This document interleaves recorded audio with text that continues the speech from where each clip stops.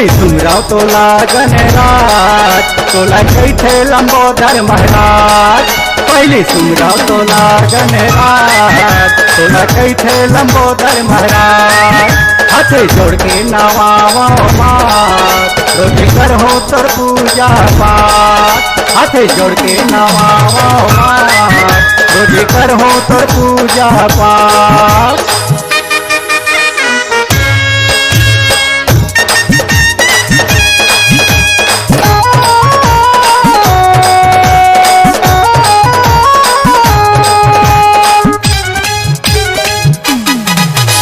माता तोरे पार्वती पिता महादेवा रिद्धि सिद्धि सखी विराजे संते करे सेवा।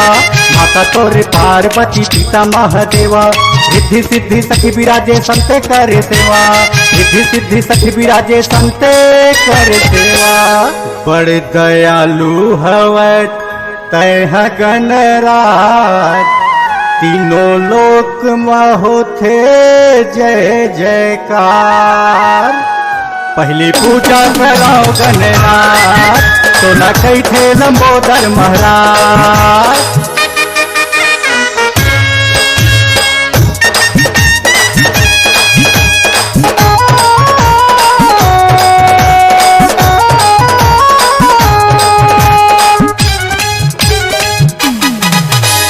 लड्डूवन के भोग लगे मुसवा के सवारी महिमा अपार हवै चार भुजाधारी। लड्डूवन के भोग लगे मुसलुआ सवारी महिमा अपार हवै चार भुजाधारी। महिमा अपार हवै चार भुजाधारी। जुर मिल कर वो पूजा आके तोर दुआर। हमरो बिनती ला सुन ले बेना। पहली पूजा कराओ गणराज तोला कैथे लंबोदर महाराज।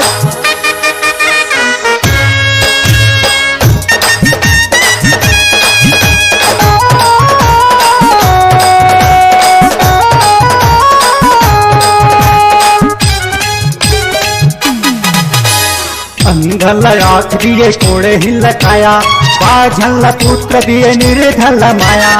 अंधल आँख दिए कोड़े हिल काया बाझल पुत्र दिए निर्धल माया। बाझल पुत्र दिए निर्धल माया। हमरो बरते दया कर दे गजानन तै लगा दे बेड़ा पार। पहली पूजा कराओ गणराज तोला कैथे लंबोदर महाराज। पहली पूजा कराओ गणराज तोला कैथे लंबोदर महाराज। पहली पूजा कराओ गणराज तोला कैथे लंबोदर महाराज। तोला कैथे लंबोदर महाराज। तोला कैथे लंबोदर महाराज।